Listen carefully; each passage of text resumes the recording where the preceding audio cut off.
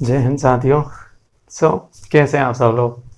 मैं रवि फिर स्वागत करता हूं आपके अपने यूट्यूब चैनल साकर कोचिंग क्लासेस गुना में। तो आज की जो अपनी वीडियो है वो है भारत का राष्ट्रपति। और भारत के राष्ट्रपति आज रामनाथ कोविंद से मिलने चलेंगे। बेसिकली हुए तो काफ़ी हैं, लेकिन आज अपन उनके बारे में बात करेंगे। राष्ट्रपति का चुनाव कैसे होता है, ठीक है, क्या क्या उसकी योग्यताएँ होती हैं, सब चीज़ें अपन विस्तार से जानेंगे। मुझे पता है इससे पहले भी आपने कहीं ना कहीं इसके बारे में पढ़ा होगा, लेकिन एक बार इस वीडियो को पूरा देखिए और फिर बताइएगा कैसा लगा और कुछ अलग मिला या नहीं, ठीक है ना, समझ में आया या नहीं, ठीक है। तो स्टार्ट करते हैं। भारत के राष्ट्रपति। भारत के जो राष्ट्रपति है इसका वर्णन हमारे संविधान के भाग 5 में मिलता है। कौन से में मिलता है? तो भाग 5 में मिलता है, ठीक है। हमारे संविधान के भाग 5 में मिलता है, यानी कि भाग 5 का जो भाग 5 में है ना, भाग 5 में किसका वर्णन मिलता है? तो राष्ट्रपति का वर्णन मिलता है, ठीक है। और भाग 5 के अंदर बात करें तो अध्याय 1 में मिलता है। कौन सा मिलता है? तो अध्याय 1 में किसका वर्णन मिलता है? तो अध्याय 1 में किसका वर्णन मिलता है? तो हमारे राष्ट्रपति का मिलता है। किसका मिलता है? तो राष्ट्रपति का। राष्ट्रपति का नहीं मिलता, वास्तव में यहाँ पर अध्याय 1 में मिलता है कार्यपालिका।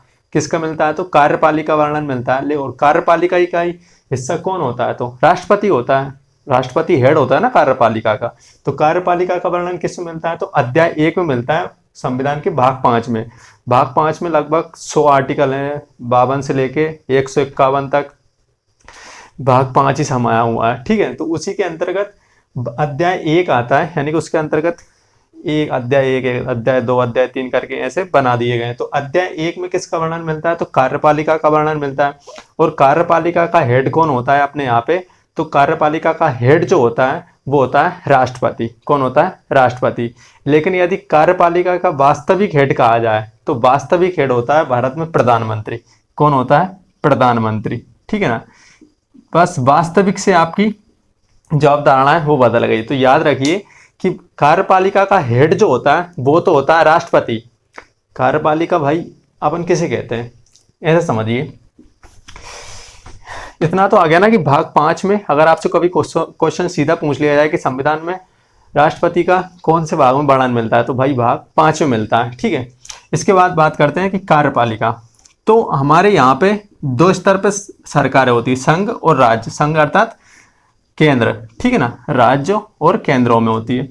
तो जो राज्य में जो कार्यपालिका होती है, कार्यपालिका अर्थात जो जो प्रधानमंत्री वाली जो मंत्री परिषद होती है उसे अपन क्या कहते हैं? कार्यपालिका कहते हैं।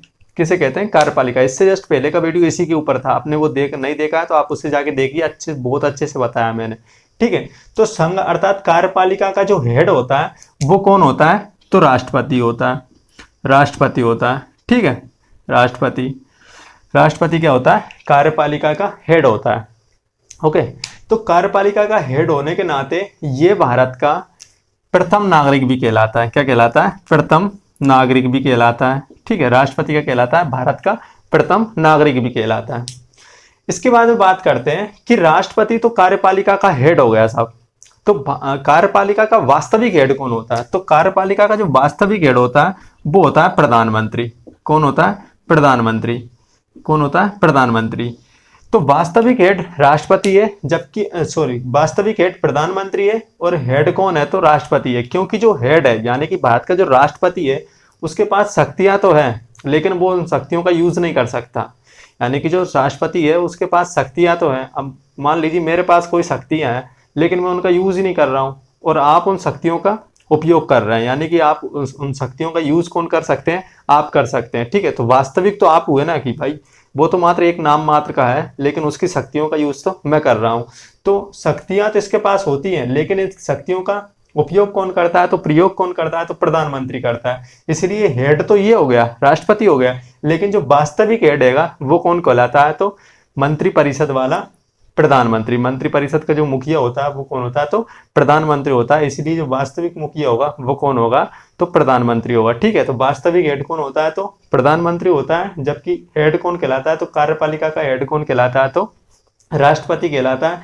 साथ ही राष्ट्रपति क्या होता है? भारत का संवैधानिक प्रमुख होता है। क्या होता है? संवैधानिक प्रमुख। क्या होता है? संवैधानिक प्रमुख, ठीक है। भारत का संवैधानिक प्रमुख कौन होता है? तो राष्ट्रपति होता है। जबकि जो सरकार का प्रमुख होता है वो कौन होता है? तो प्रधानमंत्री होता है, ठीक है। तो राष्ट्रपति संवैधानिक प्रमुख होता है और राष्ट्रपति जो सरकार का जो मुखिया होता है वो कौन होता है? तो प्रधानमंत्री होता है। तो प्रधानमंत्री क्या करता है? वास्तविक हेड होता है कार्यपालिका, लेकिन जो हेड बोला जाएगा तो राष्ट्रपति होगा, ठीक है। इस अंतर को समझ लीजिए आप। अब बात करते हैं अपन राष्ट्रपति, ठीक है। तो राष्ट्रपति का जो वर्णन मिलता है वो हमें मिलता है अनुच्छेद 52 से लेकर 61 तक। कहाँ तक मिलता है? अनुच्छेद 52 से लेकर 61 तक क्या दिया गया है? हमारे यहाँ पे राष्ट्रपति दिए हुए हैं, ठीक है। अब आइए सबसे पहले 52 पे देखते हैं। तो आर्टिकल 52, आर्टिकल 52 के तहत क्या है? आर्टिकल 52 के तहत बताया गया है कि भारत का एक राष्ट्रपति होगा। बस आप इतना समझ लीजिए, क्या होगा? भारत का एक राष्ट्रपति होगा जो कि कार्यपालिका का हेड होगा। क्या होगा? कार्यपालिका का हेड होगा। लेकिन कार्यपालिका का वास्तविक हेड कौन है? तो प्रधानमंत्री, ठीक है। आप पढ़ चुके हैं, कौन होगा? प्रधानमंत्री, ठीक है। तो आर्टिकल 52 के तहत इतना बताया गया है कि भारत का एक राष्ट्रपति होगा जो कि कार्यपालिका का हेड होगा। साथ ही भारत का प्रथम नागरिक कौन होता है? तो राष्ट्रपति ही होता है, ठीक है। इसके बाद बात करते हैं आर्टिकल 53। आर्टिकल 53 में शक्तियों को अपन इसके अगले वीडियो में देखेंगे, इसमें नहीं देखेंगे, क्योंकि शक्तियों में काफ़ी सारी शक्तियां आती हैं। उसकी जो वित्तीय विधायक हैं, कौन कौन से वित्तीय विधायक होते हैं उन पे, अब जो वित्तीय विधायक हैगा उस पर क्या राष्ट्रपति अपना वीटो पावर यूज़ कर सकता है कि नहीं कर सकता, उसकी वीटो पावर कौन कौन सी है, ठीक है। उसके साथ में अपन उसकी अमेरिका के राष्ट्रपति के साथ में वीटो पावर का यूज़ भी देख सकते हैं कि वो किस तरीके से अपनी शक्ति का प्रयोग करके किसी की भी फांसी रोकवा सकता है, ठीक है ना। तो इन चीज़ों को भी देखेंगे अपन, तो इसको अलग से पढ़ेंगे क्योंकि इस पे एक वीडियो पूरा का पूरा इसी पे बनेगा, शक्तियों पे। उससे आपको पता चल जाएगा कौन कौन सी शक्तियाँ होती है। अब बात करते हैं आर्टिकल 54। क्या? आर्टिकल 54। तो आर्टिकल 54 के माध्यम से बताया गया है कि हमारे राष्ट्रपति के चुनाव में, यानी कि जो हमारा राष्ट्रपति का चुनाव होगा वो कैसे होगा और उसमें कौन कौन भाग लेता है, ठीक है। तो हमारे राष्ट्रपति का जो चुनाव होता है, सबसे पहले तो बात ये आती है कि वो होता है अप्रत्यक्ष रूप से। किस रूप में होता है? तो अप्रत्यक्ष रूप में होता है। अप्रत्यक्ष रूप का मतलब क्या होता है भाई? तो अप्रत्यक्ष रूप का मतलब होता है कि जनता जिसे सीधे वोट ना दे। क्या? जनता जिसमें सीधे वोट ना दे, यानी कि जनता की भागीदारी सीधे नहीं होती उसमें। जैसे कि आप विधायक का चुनाव देख लीजिए, ठीक है। अपने विधानसभा का जो चुनाव होते हैं, संसद के जो चुनाव होते हैं, यानी कि लोकसभा के जो चुनाव होते हैं, आपके पंचायत सरपंच का मुकाबला देख लीजिए। आप तो सरपंच, आप गांव से हैं तो सरपंच का देख लीजिए, और यदि शहर से हैं तो जो नगर पालिका के चुनाव होते हैं वो देख लीजिए। नगर पालिका में आप सीधे जाते हो ना वोट डालने, डालते हो, और क्या करते हो? पंचायतों में भी क्या करते हो? आप सीधे वोट जाके कि भाई मेरे पसंद का सरपंच ये बनेगा, या मेरे नगर पालिका का पार्षद ये बनेगा, और ये कौन होगा? हमारा अध्यक्ष होगा। तो उसे क्या करते हैं? आप डायरेक्टली वोट जाते हैं, वोट डालने जाते हैं, ठीक है। उसे क्या कहते हैं? अपन प्रत्यक्ष चुनाव कहते हैं। क्या कहते हैं? प्रत्यक्ष चुनाव। और जिसके माध्यम से, और जो अप्रत्यक्ष चुनाव होता है, अप्रत्यक्ष चुनाव में वो होता है कि जो जनता द्वारा जो प्रतिनिधि चुने गए हैं, जनता द्वारा जो प्रतिनिधि चुने गए हैं उनके द्वारा किसको चुना जाएगा? राष्ट्रपति को चुना जाएगा। यानी कि मान लीजिए आपने किसको चुन लिया? विधायक को चुन लिया कि भाई हमारा विधायक ये है, ठीक है। अब हमारा विधायक ये है तो हमारी तरफ से हमारा विधायक जाएगा किसको? राष्ट्रपति को वोट डालने। किसको जाएगा? राष्ट्रपति को। यानी कि ये कौन है? राष्ट्रपति है, मान लीजिए ये राष्ट्रपति हो गए, और हमारा कौन है? विधायक है, और ये क्या है? जनता, यानी कि हम लोग। हमने किसको चुना? विधायक साहब को चुना। यानी कि हमने देख लिया कि भाई हमारा जो विधायक होगा, हमारा विधायक ये होगा। इसको क्या किया? हमने प्रत्यक्ष चुनाव दिया, यानी कि इसको हमने क्या किया? प्रत्यक्ष रूप से चुना। यानी कि आपने सीधे वोटिंग जाकर किसको दिया वोट? तो विधायक को दिया, ठीक है। अब आपने कहा कि जो राष्ट्रपति का चुनाव होगा उसमें क्या होगा कि हमारा जो प्रतिनिधि है, अब अपना क्षेत्र का जो प्रतिनिधि है वो कौन होगा? विधायक होगा या सांसद होगा? तो हमारा विधायक या सांसद आप किसी में भी ले लीजिए, दोनों में से किसी को भी ले लीजिए, ठीक है। तो हमने कहा कि भाई हमारी तरफ से हमारे विधायक साहब जाएंगे, और कौन जाएंगे? सांसद साहब। कौन जाएंगे? सांसद और विधायक साहब जाएंगे किसको? वोट डालने। हमारी तरफ से हमने किनको भेज दिया? यानी कि हमने आदेश दे दिया कि जाइए आप लोग किसको जाके वोट डालिए? राष्ट्रपति को, ठीक है। तो राष्ट्रपति को वोट कौन डालेंगे? तो विधायक और सांसद डालेंगे। तो आप तो इसमें सीधे भागीदार नहीं है ना, क्या आपने डायरेक्ट जाके राष्ट्रपति को चुना, थोड़ी वोट थोड़ी ना दिया है। आपने जो प्रतिनिधि चुने थे, यानी कि आपने जो जनप्रतिनिधि चुने थे, आपने किसको, विधायक और सांसद, उनके द्वारा किसको डाला गया है, राष्ट्रपति को वोट डाला गया है। तो ये क्या हो गया, राष्ट्रपति चुनाव हो गया। आप बस सीधे तरीके से इसमें समझ लीजिए, जिसमें जनता सीधे वोट ना डालती हो उसे अप्रत्यक्ष चुनाव कहते हैं, और जिसमें जनता सीधे जाके वोट डालती है, यानी कि आप घर से निकलते हैं और वोट डाल के वापस आ जाते हैं, उसे क्या कहते हैं, प्रत्यक्ष चुनाव। और जिसमें आप घर से नहीं निकले और राष्ट्रपति का चुनाव हो गया, उसे कहते हैं अप्रत्यक्ष चुनाव। ठीक है, तो ये क्या होता है, अप्रत्यक्ष चुनाव। तो राष्ट्रपति का जो चुनाव प्रक्रिया होती है वो किसके माध्यम से होती है, तो अप्रत्यक्ष चुनाव के माध्यम से होती है। ठीक है, अब राष्ट्रपति का जो चुनाव होता है उसके लिए एक मंडल बनता है, जिसे कहते हैं अपन निर्वाचक मंडल। क्या कहते हैं, निर्वाचक मंडल, निर्वाचक मंडल। ठीक है, निर्वाचक मंडल या निर्वाचक गण भी कहते हैं इसे। ठीक है, आपको जो शब्द अच्छा लगे वो आप यूज कर सकते हैं, निर्वाचक मंडल, निर्वाचक गण। ठीक है, तो निर्वाचक मंडल बनता है, और इस निर्वाचक मंडल में कौन कौन से लोग शामिल होंगे, यही किसके माध्यम से बताया गया है, तो आर्टिकल 54 के माध्यम से बताया गया है। ठीक है, इसके माध्यम से क्या बताया गया है कि जो निर्वाचक मंडल होगा, यानी कि जो राष्ट्रपति का चुनाव करवाएगा, उसमें कौन कौन लोग राष्ट्रपति को वोट दे सकते हैं, इसके बारे में आर्टिकल 54 हमें बताता है। ठीक है, तो इसके लिए हम दो सूची बना लेते हैं। पहली होती है संघ अर्थात केंद्र, यानी कि केंद्र में कौन कौन लोग इसमें वोट डाल सकते हैं, और दूसरे होते हैं राज्य। कौन से, राज्य, राज्य में कौन कौन से वोट डाल सकते हैं। ठीक है, तो केंद्र में कितने सदन होते हैं अपने यहाँ पे, केंद्र में भाई 2 सदन होते हैं, एक लोकसभा, दूसरा राज्यसभा। ठीक है, यहाँ पे अपने भारत में कितने सदन है, तो 2 है, लोकसभा और राज्यसभा। तो संघ में कौन से हो गए, यानी केंद्र के स्तर पे, तो लोकसभा, लोकसभा हो गई। ठीक है, लोकसभा के बाद में कौन आता है, तो दूसरा होता है राज्यसभा, राज्यसभा। ठीक है, राज्यसभा। और राज्यों में क्या होती है, तो विधानसभा होती है, और एक विधान परिषद होती है। तो विधान परिषद सही इसमें भाग नहीं लेती, विधानसभा, यानी कि विधानसभा। क्योंकि विधानसभा इसमें भाग क्यों नहीं लेती, क्योंकि विधानसभा तो लेती है, लेकिन विधान परिषद भाग क्यों नहीं लेती, क्योंकि विधान परिषद हमारे सभी राज्यों में है नहीं। मैंने बताया था उस दिन 6 राज्यों में, कितने राज्यों में, 6 राज्यों में। तो 6 राज्यों में भाई उनको फिर बढ़त कैसे दे देंगे कि उनके यहाँ से विधान परिषद के वोट भी जाएंगे राष्ट्रपति को डालने, और विधानसभा के भी डालेंगे, तो इस तरीके से थोड़ी ना चलेगा, फिर तो बाकी राज्यों के साथ भेदभाव होगा। अब हमारी मर्जी, हम बनाए या ना बनाए, आपने बना रखी तो इसका हम क्या करें। ठीक है ना, विधान परिषद।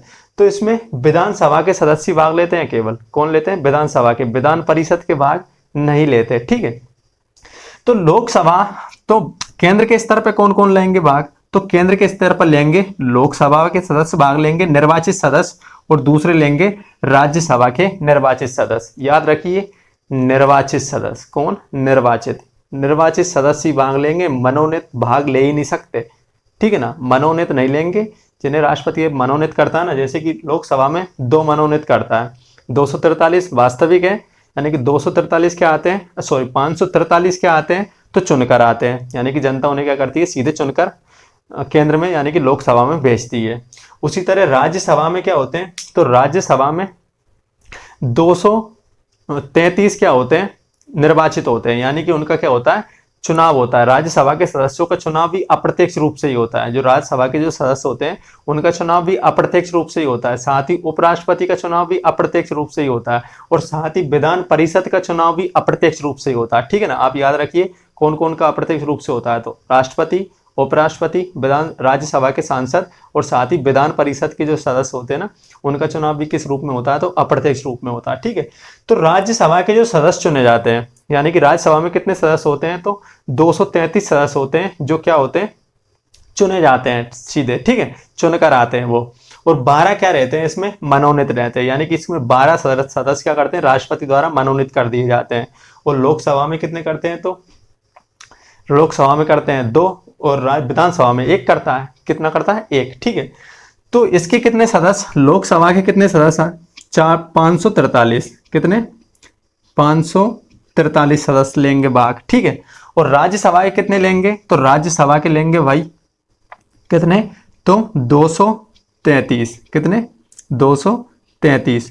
और सभी राज्यों की, यानी कि 28 राज्यों की जो विधानसभा है, सॉरी अपन क्या कर लेते हैं, इसको विधानसभा को अभी अपन जम्मू कश्मीर को इससे अलग नहीं रखेंगे। क्या जम्मू कश्मीर अपन एक राज्य मान के ही चल रहे हैं, क्योंकि अभी ना तो उसमें चुनाव हुए हैं ना उसमें कुछ हुआ है, तो अपन जम्मू कश्मीर को क्या चल रहे हैं, एक राज्य मान के ही चल रहे हैं, यानी कि वो यूनियन टेरिटरी नहीं बना है अभी। ठीक है, तो उसमें कहते हैं, तो विधानसभाओं के कितने हैं, 29 राज्यों के कितने, 29 राज्य मान के चल रहे हैं अपन अभी। ठीक है ना, 28 राज्य नहीं मान रहे अपन, कितने, 28 नहीं मान रहे हैं।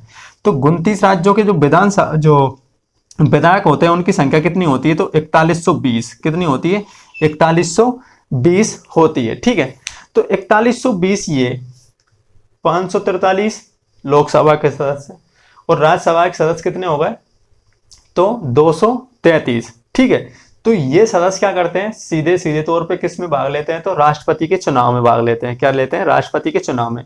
अब भाई विधायक आपके चुन के ही जाएंगे ना, तो वो भी निर्वाचित सदस्य हुए। ठीक है, इसके अलावा राज्यसभा के जो सदस्य होते हैं उनका भी निर्वाचन होता है, चाहे भले वो अप्रत्यक्ष रूप से होता है, लेकिन होता तो निर्वाचन ही है ना।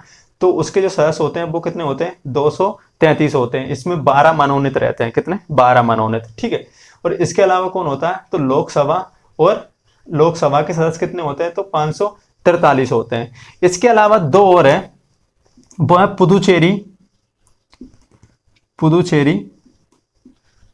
पुदुचेरी और कौन सा है, तो दिल्ली। 70वें संविधान संशोधन के माध्यम से इन दोनों में क्या कर दी गई है, विधानसभाओं की स्थापना कर दी गई है। लेकिन अब जो होगा उसमें यहाँ से भी संख्या घटेगी, क्योंकि विधानसभा के सदस्यों की जो संख्या है वो भी घट जाएगी, क्योंकि पहले जो लद्दाख था वो भी जम्मू कश्मीर के अंतर्गत ही आता था। तो जब लद्दाख का तो सेपरेट, वो तो यूनियन टेरिटरी है, अर्थात वो तो केंद्र शासित प्रदेश है, उसमें तो ना तो कुछ भी नहीं है, विधानसभा कुछ भी नहीं है।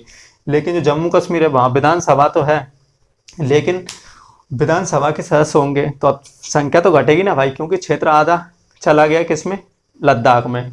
और अब वो क्या बनेगा, विधानसभा बनेगी, वहां पर क्या बनेगी, विधानसभा बनेगी। तो वो भी किस में शामिल हो जाएगा, इन्हीं तीनों में शामिल हो जाएगा, यानी कि दिल्ली, पुदुचेरी और जम्मू कश्मीर। अब कौन कहलाएगा, जम्मू कश्मीर। लेकिन अपन अभी किसका भाग ले रहे हैं, तो 29 राज्य मान के ही ले रहे हैं। ठीक है, तो इन दोनों के सदस्य दिल्ली, पुदुचेरी, राज्यसभा के विधानसभा के 29 विधानसभाओं के क्षेत्र, और साथ ही कौन, संघ अर्थात केंद्र में लोकसभा, राज्यसभा, 29 राज्यों की विधानसभा और दिल्ली, पुदुचेरी की विधानसभा, ये क्या लेती हैं, राष्ट्रपति के चुनाव में भाग लेती हैं। और जो विधानसभाओं की जो इनकी संख्या है वो कितनी है, तो 29, यानी कि सबको मिला के तो 4120 है, जबकि राज्यसभा सदस्यों की संख्या 233 और लोकसभा सदस्यों की संख्या 543 है। ठीक है, ये क्या लेते हैं, सीधे तौर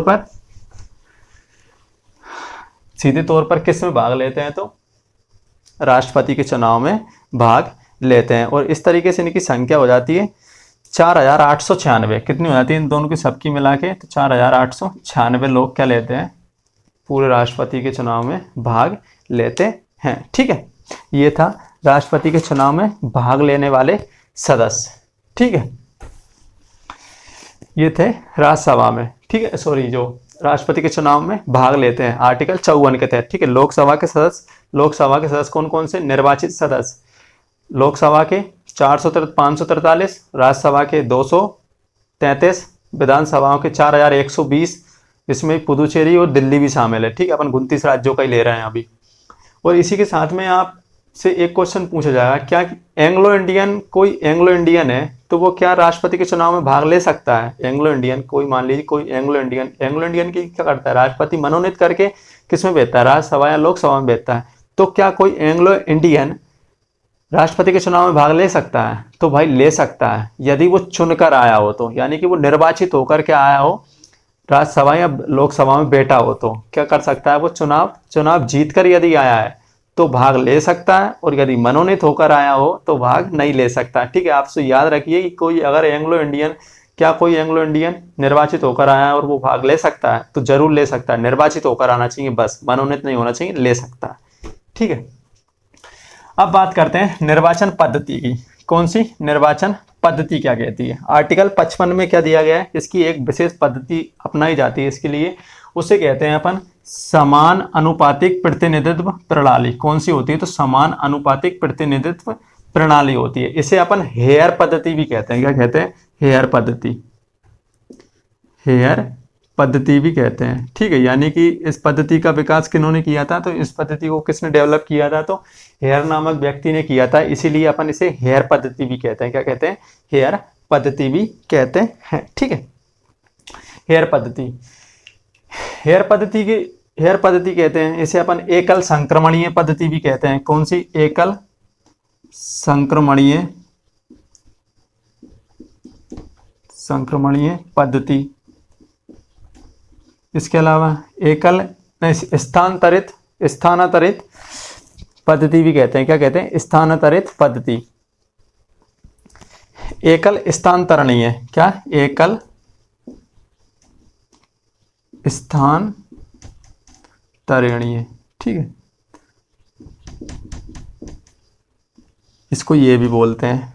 ठीक है, और हस्तांतरणीय भी कहते हैं। एकल हस्तांतरणीय पद्धति।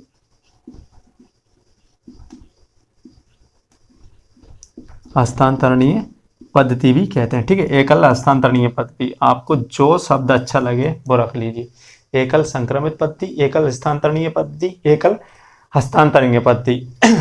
इसका मतलब होता है कि जब आप वोट डालने जाओगे तो आपका जो वोट है वो क्या होगा, एक से दूसरे को चला जाएगा, यानी कि स्थानांतरित हो जाएगा, यानी कि दूसरे के पास चला जाएगा। क्या हो जाएगा, दूसरे के पास चला जाएगा। इसीलिए इससे क्या कहते हैं अपन, हस्तांतरणीय। क्या कहते हैं, हस्तांतरणीय। यानी कि एक को नहीं मिला, यानी एक नहीं जीता तो दूसरे को चला जाएगा, इसे कहते हैं अपन हस्तांतरणीय। अपन इसको आगे समझेंगे, मैं अभी बताऊंगा इसके बारे में जब आपको और अच्छे तरीके से ये चीजें समझ में आ जाएंगी। तो सबसे पहले देखते हैं, अब एक विधायक के वोट की वैल्यू कैसे निकालेंगे। भाई वहां तो पूरे 776 हैं और यहाँ तो 4120 है। कौन, राज्यों की जो विधानसभा है उनकी तो 4120 वोट हैं। और अब इनके जो अनुसार, यानी कि आर्टिकल 55 के अनुसार क्या होना चाहिए कि केंद्र और राज्यों के बीच का जो वोट है ना, वो क्या होना चाहिए, बराबर होना चाहिए। यानी कि वोटों का जो मान होना चाहिए ना, वो क्या होना चाहिए, बराबर होना चाहिए, यानी कि इक्वल होना चाहिए। ठीक है, कुल मिला के इक्वल होना चाहिए, ना कोई ज्यादा ना कोई कम।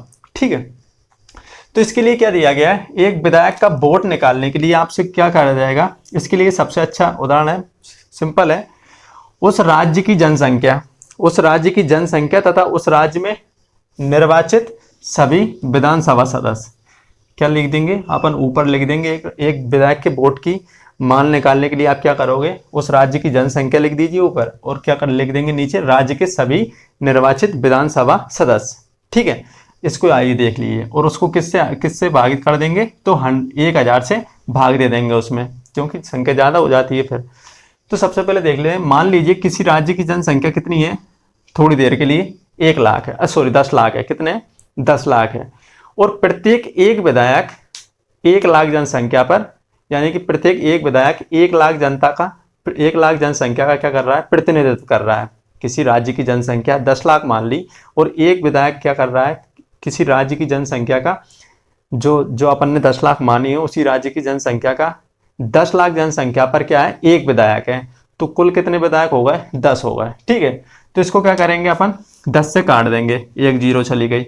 अभी कितने बचे, 1 लाख बचे। ठीक है, तो इसको क्या कर लेंगे, 3 0 से और काट देंगे। अब भाई 1 लाख वोट थोड़ी ना लेके जाएगा राष्ट्रपति के चुनाव में वोट डालने के लिए विधायक। ठीक है ना, कि 1 लाख लोग चलो मेरे साथ, ऐसे थोड़ी ना होता है। तो क्या करेंगे अपन, 1 0 से तो 1 0 काट दें। ठीक है, 1 लाख बचा। अब 3 0 से क्या करेंगे, 3 0 और काट देंगे, क्या होंगे, 3 0। तो अब कितना निकल के आया, 100। क्या होगा, 100। तो उस जिस राज्य की जनसंख्या अपन ने 10 लाख मानी थी, उस विधायक, वहां के जो विधायक है, उन विधायक के वोट का, एक विधायक के वोट का मान कितना होगा, मूल्य कितना होगा, तो 100 होगा। कितना होगा, उस एक विधायक के मूल्य का जो मान होगा वो कितना होगा, 100 होगा। यानी कि एक विधायक है और उसके वोट का जो मूल्य है वो कितना है, तो 100 है। कितना है, 100। क्योंकि 10 लाख माना, 10 विधायक मान लिए, 1 0 से 1 0 और 3 0 से 3 0। तो उस जो विधायक है वहां का, वो जो विधायक है वहां के, उस एक विधायक का, यानी कि 10 में से एक विधायक ले लीजिए आप, प्रत्येक एक विधायक के जो मूल्य, जो वोट का जो मूल्य होगा वो कितना होगा, तो 100 होगा। क्या होगा, 100 होगा। ठीक है, इस तरीके से आप इसे समझ सकते हैं। और फिर क्या करना है, जो यहाँ से जो पूरे राज्यों की जनसंख्या का जो लिया जाता है, यानी कि यहाँ से जो जनसंख्या ली जाती है, इसमें यानी कि आपने 10 लाख जनसंख्या मानी है, वर्तमान में मान रहा है ना ये तो, लेकिन यहाँ पर जो जनसंख्या ली जाती है वो कौन सी जनगणना की ली जाती है, तो वो ली जाती है भाई 1971 की। कौन सी? 1971 की। यानी कि यहाँ पर जो जनसंख्या काउंट की जाती है, यानी कि जो राष्ट्रपति के चुनाव में जो जनसंख्या के आधार पर जो वोट निकाले जाते हैं वो कौन सी जनसंख्या, कौन सी जनगणना के लिए किए जाते हैं, तो 71 के लिए जाते हैं, ना कि 2011 के। ठीक है, मूल संविधान में तो यही लिखा है कि जो तात्कालीन जो भी फिलहाल में जो हुई हो, जो जनगणना हुई हो, उसके हिसाब से क्या लिया जाए, इनका अनुपात निकाला जाए, किसका? विधायकों के वोट का मूल्य निकाला जाए। लेकिन हमारे देश में क्या है, स्टार्टिंग से ही भारत में विश्व में सबसे पहले जनसंख्या नियंत्रण लाने वाले जो, यानी कि जनसंख्या नियंत्रण पर काम करने वाला जो देश है वो भारत ही है, और शायद आखिरी भी होगा। ठीक है ना, क्योंकि आखिरी भी भारत ही होगा। एक महीने में इजराइल, एक साल में ऑस्ट्रेलिया पैदा कर रहे हैं, तो आखिरी भी वही होगा।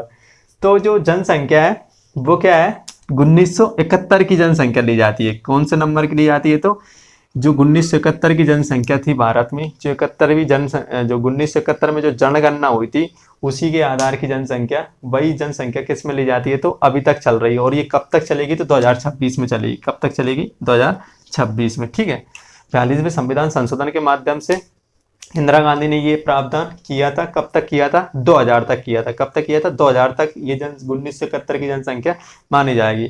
लेकिन 2000 में वाजपेयी जी की सरकार थी, उन्होंने कहा कौन माता पच्ची करे बिना फालतू में, उन्होंने क्या किया, इसमें संशोधन कर दिया उसी में दोबारा, और 84वां संविधान संशोधन करके लिख दिया कि यही जनसंख्या कब तक चलेगी, 2026 तक चलेगी। 26 में यदि कोई सरकार बनती है तो वो अगर करना चाहे तो 2021 की जो जनगणना होगी उसके आधार पर कर सकती है, नहीं तो दोबारा संशोधन करके बोल देगी कि 2050 तक यही चलेगी। ठीक है ना, तो 1971 की जनगणना के अनुसार ली जाती है ये सारे आंकड़े। ठीक है, उसी के अनुसार वोटिंग होती है। ठीक है, ये तो समझ में आ गया होगा आपको। अब इसके बाद सांसदों के मूल्य की वैल्यू कैसे निकालते हैं अपन, तो एक सांसद के मूल्य की जो वैल्यू निकलती है वो होती है, क्या करते हैं, कुल विधायकों का मत मूल्य कितना होगा, कुल विधायकों के मत मूल्य को ऊपर रख दिया। ठीक है, सारे के सारे मत मूल्य निकाल लिए। एक राज्य का बताया था मैंने, ये तो एक राज्य का निकालने थे। ठीक है, तो आपको 29 राज्यों के निकालने के बाद में क्या करेंगे, कुल विधायकों का मत मूल्य निकाल लेंगे, और जो निर्वाचित सांसद सदस्य है यानी कि कितने हैं, तो 776। कितने हैं? 776 है। 776 से क्या कर देंगे, इसको भागित कर देंगे। इसके माध्यम से क्या हो जाएगा, आपके एक विधायक, एक सांसद के मत मूल्य निकल कर आपके सामने आ जाएगा। ठीक है, मैं बता ही देता हूँ वो जनसंख्या कितनी है। एक सांसद का मत मूल्य, तो एक सांसद का मत मूल्य होता है 5,49,474। कितना होता है? 5,49,474। ठीक है, ये क्या होती है, सभी 4,120 सांसदों जो विधायक होते हैं ना उनके जो मत मूल्य निकल के आता है ये। ठीक है, 5,49,474, ये सभी कितने, 4,120 जो विधायक हैं उनके मतों का मूल्य निकल के आया है। ठीक है, अब इसमें क्या कर देंगे अपन, इसमें कर देंगे 776 का भागित कर देंगे। क्या कर देंगे? 776 भागित कर देंगे, बस निकल ही आएगा। उसके बाद में क्या करेंगे, जो भी निकल के आएगी जनसंख्या उसकी कितना आता है, तो ये आता है लगभग 708।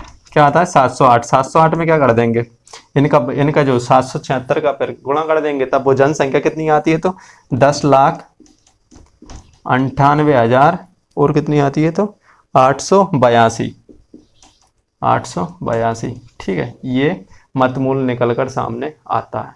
कितना आता है, तो 10,98,882। ठीक है, आपको ये याद रखना हो तो रख लीजिए, नहीं तो इतना निकालने की कोई ज़रूरत नहीं है, ना तो आपको निकालना है ना कुछ नहीं करना है।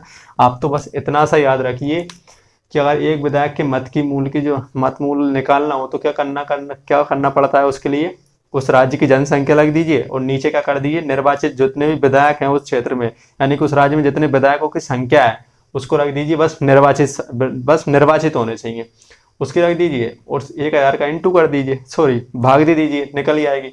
और यदि सांसद की निकालना है तो कुल विधायकों का मत मूल्य लिख लीजिए ऊपर और नीचे क्या कर दीजिए, निर्वाचित सांसदों की संख्या रख दीजिए और काट दीजिए, क्या निकल आएगा, दोनों निकल के आ जाएंगे। ठीक है, ये नहीं आ रहा है। और ये कौन सी जनगणना पर ली जाती है, तो 1971 की जनगणना पर ली जाती है। ठीक है, बस इतना याद रखना है और ज़्यादा सोच मत कीजिए किसी भी चीज़ को।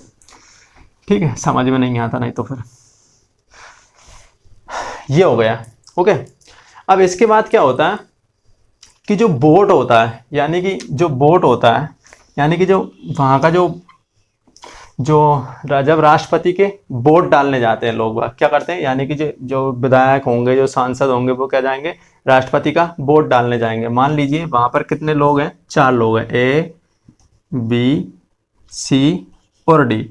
ठीक है, ये 4 प्रतिनिधि हैं। ठीक है, यानी कि ये 4 क्या कर रहे हैं, राष्ट्रपति का चुनाव लड़ रहे हैं, राष्ट्रपति के चुनाव लड़ रहे हैं। ठीक है, तो राष्ट्रपति का चुनाव लड़ रहे हैं, तो इसके लिए क्या करना पड़ेगा, पहले तो वो एक मत का निर्धारण कर लेंगे, यानी कि एक मत कितने मत पर क्या हो जाएगा, कुल मतों का, यानी कि एक मत मान लीजिए कि 50% से, यानी कि 50+1 से जो भी इन चारों में से जो भी लेके आ जाएगा उसे क्या हो जाएगा, वो क्या हो जाएगा, तो राष्ट्रपति बन जाएगा। ठीक है, और यहाँ पर जो चुनाव होता है, यानी कि जो वोटिंग होती है, वो वरीयता के आधार पर होती है। कौन सी आधार पर होती है, तो वरीयता के आधार पर, वरीयता के आधार पर।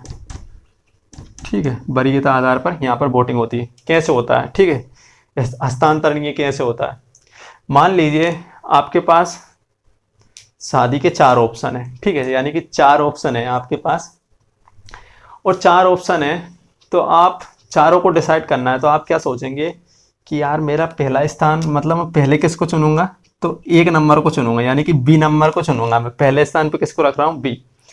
अब आपने तो बी को चुन लिया, लेकिन बी की भी तो मर्जी होनी चाहिए कि वो आपको चुने या ना चुने। ठीक है ना, उसकी तरफ से तो हाँ ना होना चाहिए।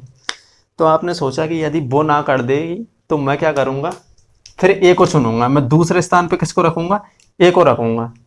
अब मान लीजिए ए ने भी मना कर दिया, तो आप सोचेंगे अगर ए ने भी मना कर दिया तो मैं किसको चुनूंगा, फिर मैं डी को चुनूंगा। तीसरे स्थान पे किसको रख लिया आपने, डी को रख लिया। और अब इन तीनों में से कोई मना ही कर देगा तो फिर आखिरी सी तो ऑप्शन है ही सही। ठीक है ना, तो 4 में चौथा ऑप्शन किसको रख लिया अपन ने, चौथा स्थान किसको रख लिया, डी को रख लिया, यानी कि सी को रख लिया। ठीक है, यानी कि 4 ऑप्शन है आपके पास, कोई मान लीजिए ऑप्शन बी को क्या रख लिया, यानी कि आपकी जो फर्स्ट चॉइस है, यानी कि आपको जो पहले राष्ट्रपति बनाना चाह रहे हैं, वोट आपका एक ही माना जाएगा, लेकिन एक ही वोट को आपको चारों में डालना पड़ेगा। लेकिन कैसे, जैसे कि मैं चाह रहा हूं कि भाई पहले स्थान, यानी कि बी पहले स्थान पे बने। ठीक है, यानी कि बी क्या बने, राष्ट्रपति बने। तो यार उसमें एक ऑप्शन है कि यदि बी नहीं बना तो आप दूसरे नंबर पे किसको चुनना चाह रहे हैं, तो भाई मैं दूसरे नंबर पे चाह रहा हूं कि फिर ए राष्ट्रपति बने। ठीक है, और यदि ए भी नहीं बना तो फिर क्या करेंगे आप कि साहब फिर डी राष्ट्रपति बने। ठीक है, और यदि डी भी नहीं बना तो फिर कौन बनेगा, तो फिर चाहेंगे कि यार सी तो अब बन ही जा राष्ट्रपति। ठीक है, तो पहले स्थान पे क्या रहते हैं, हस्तांतरित। यानी कि अब मान लीजिए कि आपका जो बी है, पहले राउंड की क्या हुई, वोटिंग हुई, और पहले राउंड की वोटिंग में कोई भी मतलब कोई भी 50+ आंकड़ा पार नहीं कर पाया। ठीक है, 50+ नहीं ला पाया, तो क्या होगा, इनमें से जो सबसे कम वोट आएंगे, इसमें से जो सबसे कम वोट आए वो क्या हो जाएगा, उनमें से बाहर हो जाएगा। मान लीजिए कि सी नंबर क्या हो गया, वोट सी नंबर इससे बाहर हो गया। ठीक है, अब इन तीनों के मध्य में गणना होंगी, तो अब सारे लोगों को ये देखा जाएगा कि दूसरे नंबर पे सबसे ज़्यादा वोट किसको मिले हैं। तो दूसरे नंबर पे यदि सबसे ज़्यादा वोट ए को मिले तो क्या हो जाएगा, जैसे ही 50+ का आंकड़ा पार होगा वो क्या बन जाएगा, भारत का राष्ट्रपति बन जाएगा। क्या बन जाएगा, भारत का राष्ट्रपति बन जाएगा। ये जरूरी नहीं है कि आप ए को वोट दे के आ रहे हैं तो ए ही जीतेगा, बी को दे के आ रहे हैं बी जीतेगा, नहीं, कोई बन सकता है। पहली गणना में बाहर फेंक गया, दूसरी में बन जाएगा, तीसरी में बन जाएगा, तीसरी तक अभी तक पहुंची नहीं है, 1-2 तक ही पहुंची है। ठीक है, बीबी गिरी कौन थे, बीबी रेमन या ऐसे बीबी गिरी के नाम से आता है कोई, वो दूसरी गणना में बने थे राष्ट्रपति। ठीक है, तो ये होती है हस्तांतरित, यानी कि आपका जो पहला वोट दे के आते हो, आप बी को दे के आए थे, लेकिन बी क्या हो गया, बाहर फेंक गया पहले राउंड में, और आपका जो वोट था वो अब हस्तांतरित होकर कौन के पास चला गया, तो ए के पास चला गया। ठीक है, इसी को क्या कहते हैं, हस्तांतरित या एकल संक्रमणीय पद्धति। और ये किस आधार पे होती है, तो वरीयता के आधार पे होती है। क्या होती है, वरीयता, यानी कि पहले क्या कर लेते हैं, कोटा निर्धारित कर लेते हैं कि कोटा निर्धारित कर लें, तो कोटा निर्धारित में क्या कर लें भैया, हम 50+ से ज़्यादा वाले को राष्ट्रपति चुनेंगे। ओके, तो ये था राष्ट्रपति के चुनने की प्रक्रिया। अब आइए आगे बात करते हैं, तो आगे बात करेंगे अपन अब पदावधि। पदावधि कितनी होती है, तो राष्ट्रपति की पदावधि होती है 5 वर्ष। कितनी होती है, 5 वर्ष की। ठीक है, 5 वर्ष की कब से? 5 वर्ष की तब से, जब से नहीं कि वो चुनाव जीत गए तब से नहीं, जब से भाई वो क्या होगा, जब से वो शपथ लेगा, यानी कि शपथ ग्रहण कर लेगा ना, उसके बाद से क्या मानी जाएगी, उसकी पदावधि मानी जाएगी। और राष्ट्रपति को शपथ कौन दिलाता है? तो सर्वोच्च न्यायालय का न्यायाधीश, प्रमुख न्यायाधीश। ठीक है, जो मुख्य न्यायाधीश होता है ना, सर्वोच्च न्यायालय का मुख्य न्यायाधीश। ठीक है, और यदि ये नहीं हो तो वरिष्ठ न्यायाधीश।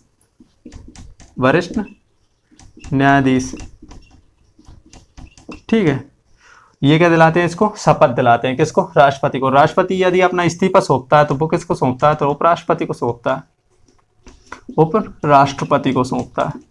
ठीक है, इस्तीफा देता है उपराष्ट्रपति को, लेकिन शपथ कौन दिलाता है? तो सर्वोच्च न्यायालय का न्यायाधीश। अगर सर्वोच्च न्यायालय का न्यायाधीश उपस्थित नहीं है तो उसके बाद में जो भी वरिष्ठ न्यायाधीश होगा वो क्या दिलाएगा? राष्ट्रपति को शपथ दिलाएगा। ठीक है, और कार्यकाल कब से स्टार्ट होता है? जब शपथ ग्रहण कर लेता है उसके बाद से। और क्या होता है? 5 वर्ष का कार्यकाल होता है। ठीक है, ये था आर्टिकल 56 में। अब इसके बाद बात करते हैं आर्टिकल 57, पुनर्निर्वाचन। पुनर्निर्वाचन अर्थात भारत का राष्ट्रपति कितनी बार राष्ट्रपति पद पर रह सकता है। ठीक है, ये क्या है? पुनर्निर्वाचन कहते हैं अपन, यानी कि भारत का राष्ट्रपति कितने वर्षों तक राष्ट्रपति के पद पर रह सकता है, तो इसके बारे में बताया गया है। तो भारत के राष्ट्रपति कितने ही वर्षों तक रह सकता है, इसकी कोई समय सीमा नहीं है। क्या है? इसका कोई समय सीमा नहीं है, यानी कि आप यदि 150 साल तक जी रहे हैं तो 150 साल तक ही भी क्या रह सकते हैं? भारत के राष्ट्रपति रह सकते हैं, यानी कि इसकी कोई निश्चित सीमा नहीं है। कितनी भी बार क्या बन सकता है? भारत का राष्ट्रपति बन सकता है। आप इतना लिख लीजिए, कितनी भी बार राष्ट्रपति बन सकता है। लेकिन अभी तक 2 बार बने हैं, वो भी राजेंद्र प्रसाद। ठीक है, यानी कि कोई भी राष्ट्रपति 2 बार नहीं बन पाया, अकेले मात्र राजेंद्र प्रसाद हुए हैं जो 2 बार राष्ट्रपति बने थे लगातार। ठीक है, लेकिन ऐसा कोई नियम नहीं है कि भाई 1 बार बनेगा कि 2 बार बनेगा। जैसे राष्ट्रपति, अमेरिका का जो राष्ट्रपति होता है वो केवल 2 बार बन सकता है। कोई व्यक्ति 2 टर्म पूरी कर सकता है, उसके बाद राष्ट्रपति नहीं बन सकता। लेकिन भारत में ऐसा नियम नहीं है कि आप 1 बार बन गए तो या 2 बार बन गए तो आप राष्ट्रपति नहीं बन सकते। नहीं, जितनी भी बार बन सकते हो बन जाओ, और कोई उम्र सीमा नहीं, यानी कि अगर आप 150 साल तक भी जिंदा रह सकते हो ना तो बने रहो। ठीक है ना, ऐसा है। इसके बाद आते हैं योग्यता। कौन सी? योग्यता। तो योग्यताओं में वह भारत का नागरिक होना चाहिए, वह भारत का नागरिक होना चाहिए, नागरिक होना चाहिए। ठीक है, योग्यता में।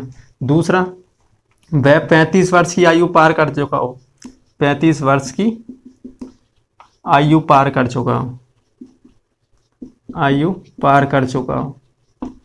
ठीक है, इसके बाद कौन सा आता है? तीसरा, तो वह लोकसभा सदस्य बनने की योग्यता रखता हो, लोकसभा सदस्य बनने की क्या रखता हो? योग्यता। ठीक है, और तीसरा क्या होना चाहिए? किसी भी लाभ के पद पर ना हो, लाभ के पद पर ना हो। लाभ के पद पे अर्थात कोई भी सरकारी नौकरी वगैरह, जैसे कि आप कोई सरकारी जॉब कर रहे हैं तो आप राष्ट्रपति का चुनाव नहीं लड़ सकते, आपको पहले सरकारी नौकरी से इस्तीफा देना पड़ेगा, उसके बाद लड़ सकते हैं। ठीक है, तो भाई वह भारत का नागरिक हो, मैं भारत का नागरिक हूँ, वह 35 वर्ष की आयु पार कर चुके हैं। भारत में ऐसे हर तीसरा चौथा व्यक्ति ऐसा ही मिलेगा, तो क्या वो भारत का राष्ट्रपति बन सकता है? हाँ, एक सरकारी नौकरी का लफड़ा जरूर फंस सकता है, तो वैसे भी लाभ के पद पर नहीं होना चाहिए। तो भाई लाभ के पद पे तो है नहीं, क्यों? सरकारी जॉब तो मिल ही नहीं रही है। ठीक है ना, तो 35 वर्ष की आयु पार कर चुके हैं, भारत के नागरिक है, चुनाव लड़ सकते हैं, 35 वर्ष की आयु हो चुकी है, तो क्या कोई भी जाके राष्ट्रपति का चुनाव लड़ सकता है? नहीं लड़ सकता। ठीक है, इसके बारे में शर्तें हैं कुछ। क्या है? कुछ शर्तें हैं। वो शर्तों का वर्णन कहाँ मिलता है? तो हमको तो शर्तों का वर्णन मिलता है आर्टिकल 59 में। ठीक है, आर्टिकल 59 में क्या मिलता है? कुछ शर्तों का वर्णन मिलता है। इसके लिए आपको 50 और 50, ठीक है, यानी कि 50 प्रस्तावक होने चाहिए आपके, प्रस्तावक। ठीक है, प्रस्तावक होने चाहिए, और 50 सदस्य क्या होने चाहिए? अनुमोदित, अनुमोदित, अनुमोदित। यानी कि आप यदि किसी राज्य के 100 विधायक जानते हो, क्या जानते हो? 100 विधायक, और 100 के 100 अलग होने चाहिए। यानी कि 50 तो प्रस्तावक होने, यानी कि वो आपको नाम का प्रपोजल रखे और साथ में आपके जाए फॉर्म भरने जाओ तो आपके साथ ये रहे 50 व्यक्ति, ये मेरे नाम का अनुमोदन कर रहे हैं, ठीक है, और ये मेरे प्रस्तावक रहे हैं जो मेरे नाम को आगे कर रहे हैं कि हाँ ये राष्ट्रपति पद के लिए उम्मीदवार हैं। तो आपको 100 लोग चाहिए, कितने चाहिए, 100 विधायक या 100 सांसद चाहिए, तब जाके आप क्या कर सकते हो, राष्ट्रपति का चुनाव लड़ सकते हो, अन्यथा आप राष्ट्रपति का चुनाव नहीं लड़ सकते, ठीक है। तो 100 लोग कौन से, वो भी जो राष्ट्रपति के वोट, जो राष्ट्रपति का निर्वाचन होता है उसमें वोट डाल सकते हैं, वो 100 लोग चाहिए, ठीक है ना, कौन, 100 लोग। ऐसा नहीं है कि आप 50 लोग प्रस्तावक है तो दोबारा उन्हीं 50 लोगों को ले जाके दोबारा अनुमोदित करने जाओ, तब उन्हीं 50 लोगों को लेके चले जाओ, नहीं, प्रस्तावक भी अलग होने चाहिए और अनुमोदित भी अलग होने चाहिए, ठीक है ना। तो 50 और 50 मिला कितने होगा, 100 लोग। तो 100 लोग चाहिए जो राष्ट्रपति के निर्वाचन में वोट डालते हैं, तभी जाके आप क्या कर सकते हैं, तो राष्ट्रपति का चुनाव लड़ सकते हैं, ठीक है ना। इसको बनाया गया है 1974 में किया गया था शायद, हाँ 1974 में किया गया था।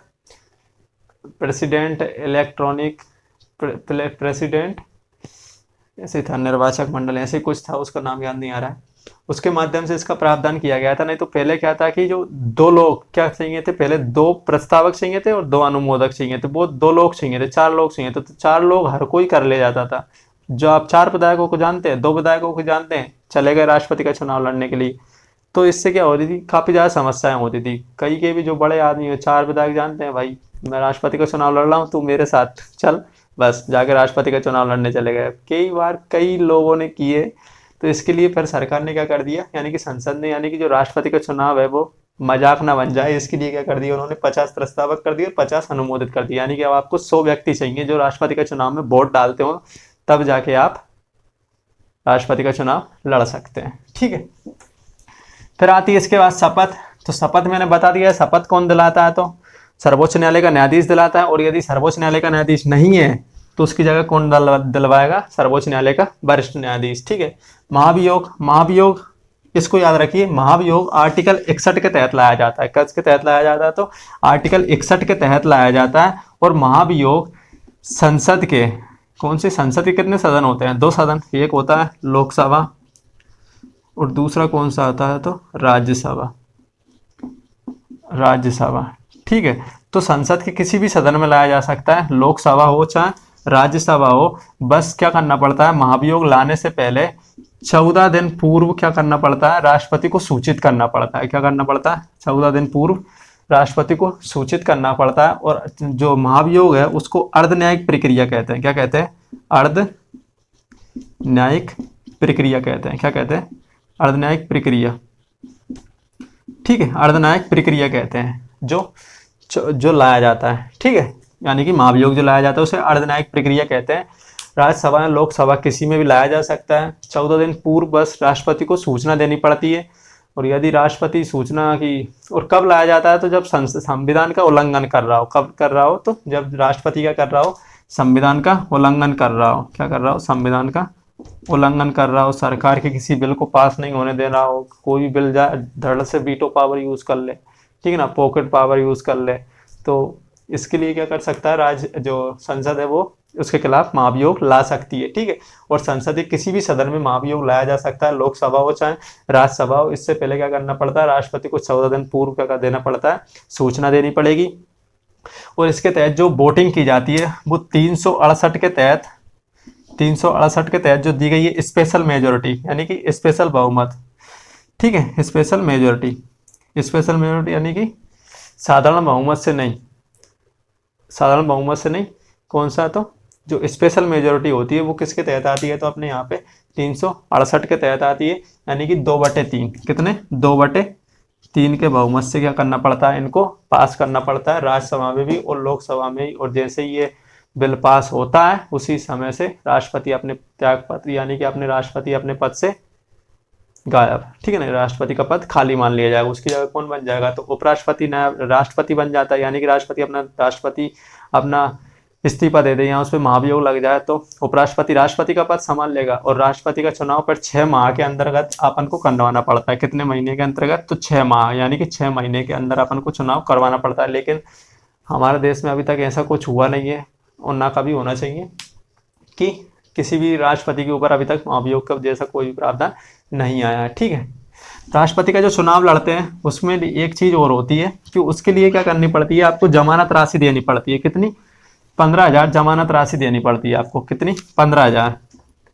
15,000 जमानत राशि देनी पड़ती है। आप कौन सा भी चुनाव लड़िए, सरपंची का कौन सा ही चुनाव लड़िए, आपको जमानत राशि तो देनी ही पड़ती है, जो निर्वाचक मंडल, जो निर्वाचन आयोग होता है उसको। और ये जो 15,000 राशि है, ये तो आपको या तो रिजर्व बैंक में देनी पड़ेगी, या भारतीय जो कोष है, जो राष्ट्रीय फंड है, यानी कि राष्ट्रीय जो अपना जो भारतीय कोष होता है ना, जिसमें पैसे वगैरह रखे जाते हैं, उसमें जमा करनी पड़ेगी। और यदि आप अच्छे बहुमत से जीत गए, यानी कि आप राष्ट्रपति बन गए हैं, तो आपको ये 15,000 रुपये वापस मिल जाएंगे। या फिर आप 1/6 से भी कम, आप 1/6 भी बहुमत नहीं ला पाए, तो आपकी जो राशि है वो 15,000 रुपये खो गई। ठीक है ना। 15,000 रुपये का ही में यार, राष्ट्रपति की सैलरी तकरीबन 1,60,000 या 50,000 ऐसी होती है कुछ, मुझे कंफर्म याद नहीं, काफ़ी दिन पहले पड़ी थी, पर 1 लाख से ऊपर होती है। तो 15,000 रुपये खप जाएंगे तो कौन सी बड़ी बात है। ठीक है। तो यदि आप इतनी मेजोरिटी नहीं ला पाए, यानी कि 1/6 भी बहुमत नहीं ला पाए, तो आपकी जो जमानत राशि है वो खत्म। ठीक है। यानी कि सरकार आपकी जमानत राशि को क्या कर लेगी? जब्त कर लेगी। तो ये था भारत का राष्ट्रपति। यदि आपको वीडियो पसंद आया हो तो कमेंट, लाइक, शेयर, सब्सक्राइब सब कुछ करें। और इसके अगले वीडियो में देखेंगे अपन राष्ट्रपति की शक्तियाँ, जो कि आर्टिकल 53 के अंतर्गत आती हैं। ठीक है। आप उस जो मेजोरिटी वो निकाल रहे थे ना अपन, विधायकों का मूल, आप उस होच में ज़्यादा मत फंसिए। ठीक है ना। आप बस उतना ही याद रखिए जितना मैंने बताया था कि एक विधायक के मूल को मान निकालने के लिए राज्य की जनसंख्या और निर्वाचित विधायकों की संख्या। ठीक है। और क्या करना है उसमें 1,000 का इंटू कर भाग देना है। और एक संसद के मूल की निकालनी हो तो एक ऊपर विधायकों के मतों का मूल और नीचे 776। ठीक है ना। 776 अर्थात सांसद और विधायक दो, सांसद और राज्यसभा सदस्य और लोकसभा सदस्य दोनों को मिला के। ठीक है। तो मिलते हैं अगले वीडियो में, तब तक के लिए जय हिंद।